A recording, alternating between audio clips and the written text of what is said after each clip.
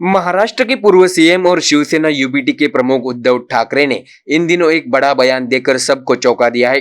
उन्होंने बीजेपी के साथ अपनी दोस्ती से लेकर सरकार के खिलाफ विपक्ष का सफर किया था और कैसे उसका सामना किया, बताते हैं आपको। दरअसल पूर्व पार्षदों और पदाधिकारियों की एक बैठक में शिवसेना उद्धव बालासाहेब ठाकरे पार्टी प्रमुख उद्धव ठाकरे ने कहा, मैं भाजपा के साथ समझौता कर सकता था, लेकिन यह मेरी नीति में फिट नहीं बैठता है। 2014 से अब तक धोखाधड़ी करने वालों के साथ कैसे जाए, ये सवाल उन्होंने ठाकरे ग्रुप की बैठक में पूछा। उन्होंने आगे कहा कि मैं उस समय महाराष्ट्र का मुख्यमंत्री था, इसलिए मैं अपने समर्थकों विधायकों को रोक कर रख सकता था, लेकिन जो मन से टूटे हुए थे उन्हें रोक कर क्या कर सकता था, यह सवाल उद्धव ठाकरे ने अपनी सभा में पूछा। साथ ही उन्होंने इस बात पर भी जोर देकर कहा कि मैंने उनके लिए क्या कम किया था।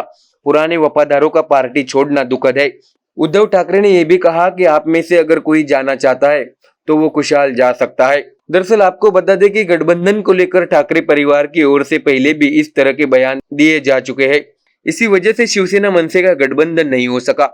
ठाकरे ने एक निजी मुलाकात में कहा था कि अगर मैं मनसे के साथ गठबंधन करता हूं तो जिन कार्यकर्ताओं ने पार्टी के लिए अपना खून बहाया है वे क्या सोचेंगे। ऐसा लगता है कि ठाकरे ऐसा गठबंधन बनाने से बचते रहे क्योंकि वह कार्यकर्ताओं को नाराज नहीं करना चाहते थे। तो वही दूसरी ओर शिरडी के पूर्व सांसद भाऊसाहेब वाकचौरे पार्टी प्रमुख उद्धव ठाकरे की मौजूदगी में मातोश्री स्थित आवास पर शिवसेना यूबीटी पार्टी में शामिल हो गए हैं। उनकी एंट्री से शिरडी लोकसभा क्षेत्र में लोकसभा चुनाव के समीकरण बदल जाएंगे और वाकचौरे लोकसभा चुनाव में ठाकरे समूह के उम्मीदवार भी हो सकते हैं। दरअसल श्री साई इंस्टीट्यूट शिरडी में एक अधिकारी के रूप में काम करने वाले वाकचौरे ने 2009 में शिवसेना के चुनाव चिन्ह पर शिरडी लोकसभा क्षेत्र का चुनाव लड़ा था। 2009 में निर्वाचित वाकचौरे को 2014 के लोकसभा चुनाव में शिवसेना का नामांकन मिलने के बावजूद वो कांग्रेस पार्टी में शामिल हो गए। उन्होंने 2014 का लोकसभा चुनाव कांग्रेस के चुनाव चिन्ह पर लड़ा था, लेकिन मोदी के लहर में वाकचौरे हार गए। इसके बाद वह बीजेपी में शामिल हो गए थे।